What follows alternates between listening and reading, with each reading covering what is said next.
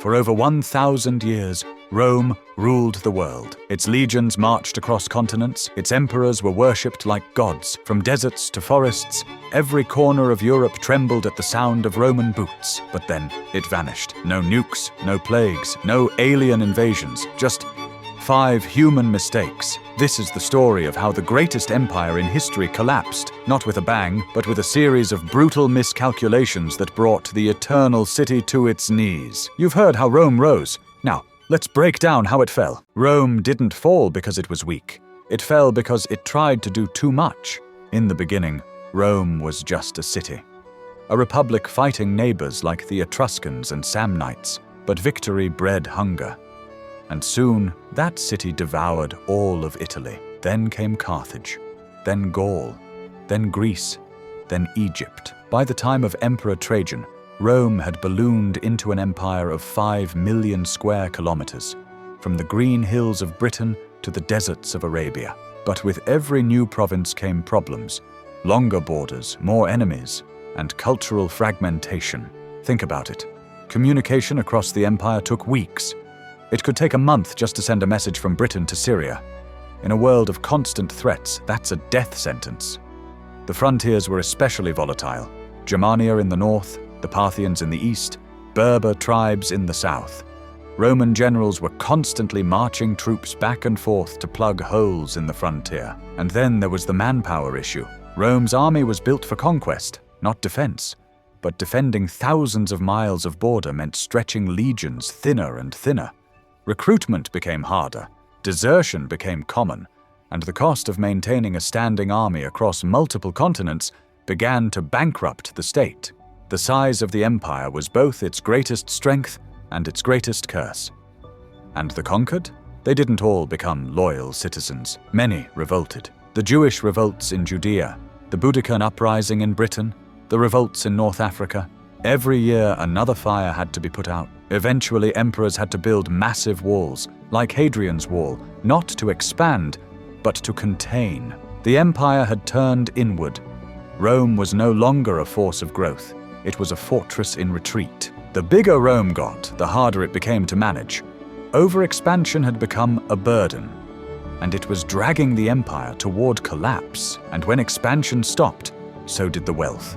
An empire can survive enemies. It can survive bad emperors. But it cannot survive if the economy breaks. Rome's economy was built on 2 engines, conquest and slavery. But once expansion slowed, those engines began to sputter. The empire was spending more than it earned. Roads, fortresses, walls, soldiers, bribes, bureaucracy. It all cost money. And with fewer wars, there were fewer spoils of war. By the 3rd century CE, Rome was running out of silver. So, emperors did what failing regimes always do. They debased the currency. Coins that were once 95% silver were now less than 2%. Cheap metal wrapped in a lie. The result? Hyperinflation. Prices skyrocketed. A loaf of bread cost 100 times more than it did a decade earlier. The poor starved, the rich hoarded, and trade across provinces slowed to a crawl. Merchants refused Roman coins altogether. Barter returned. A Roman citizen in Gaul might trade grain for cloth because the money had become worthless. And taxes? Brutal. To maintain the army and pay corrupt officials, Rome taxed its citizens into ruin. Entire towns emptied out to avoid the collectors. Farmers abandoned their land. Cities depopulated. Desperate emperors tried everything. Diocletian issued an edict freezing wages and setting fixed prices. The punishment for disobedience: death. But inflation doesn't care about laws. The economy collapsed anyway. And all of this happened before the invasions began. An empire is more than armies, it's a system. And Rome's system had failed. With no economic base, the state turned to the only remaining source of power: force. Which leads us to mistake number 3. Rome didn't just lose territory, it lost its soul. At the heart of Rome's collapse was a disease of ambition. Not ambition to serve, but ambition to rule, at any cost. The Republic had once been a system of checks and balances. Senators debated, generals led, and the people voted. But that ended with Julius Caesar. and what followed was centuries of instability. After Augustus created the empire, the illusion of order remained, but behind the marble walls, chaos brewed. By the 3rd century AD, the Roman Empire entered a period known as the Crisis of the 3rd Century, a nearly 50-year stretch of near-constant civil war. How bad was it? 26 emperors in 50 years? Only one died of natural causes. Most were murdered by rivals, bodyguards, or their own troops. The throne was no longer won through merit, it was bought with blood. The Praetorian Guard, the emperor's elite bodyguard, became a king-making mafia. In 193 AD, they literally auctioned off the throne to the highest bidder, Didius Julianus, who ruled for just 66 days before he was beheaded. Imagine living in a time where every year brought a new emperor and another civil war. Generals in Gaul declared themselves Caesar. Governors in the east raised their own armies. Even foreign legions crowned their commanders emperor. Rome was tearing itself apart. With every power struggle, armies were pulled off the borders and into the capital. The Rhine and Danube were left exposed. Barbarians didn't even have to fight. They could just walk in. Meanwhile, senators became irrelevant. Bribes, blackmail, and assassinations replaced governance.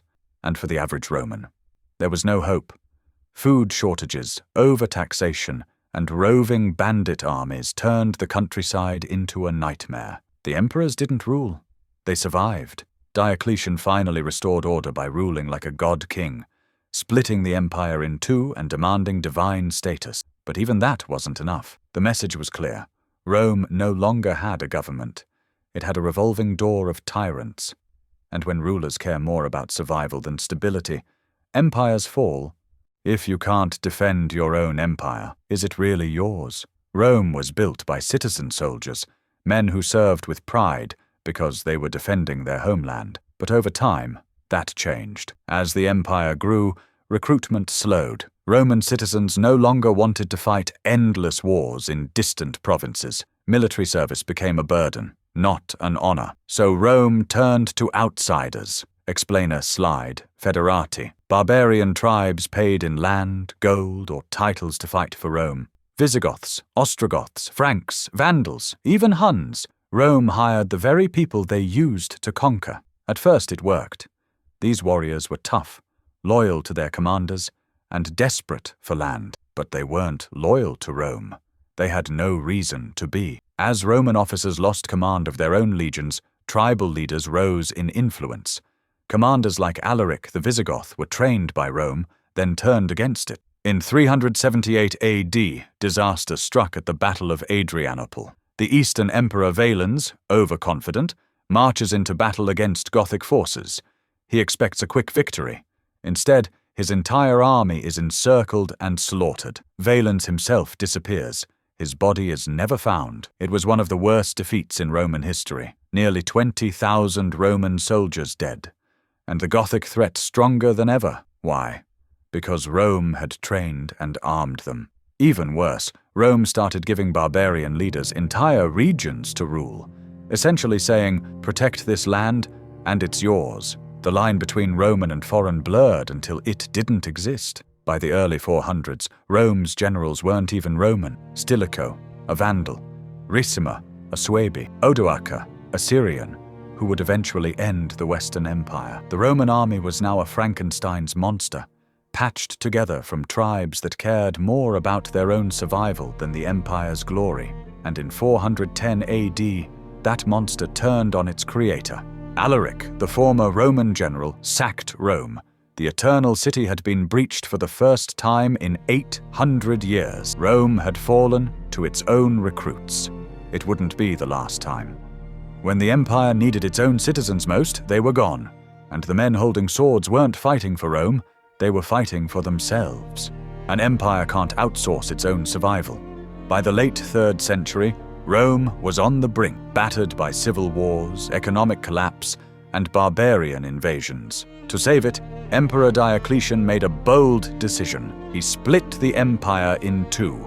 The Western Roman Empire and the Eastern Roman Empire would now be ruled separately, each with its own emperor, capital, and army. On paper, it looked like a smart move. In reality, it shattered the empire's unity. the East thrived. Wealthier, better defended, and ruled from the rising city of Constantinople, it focused on survival.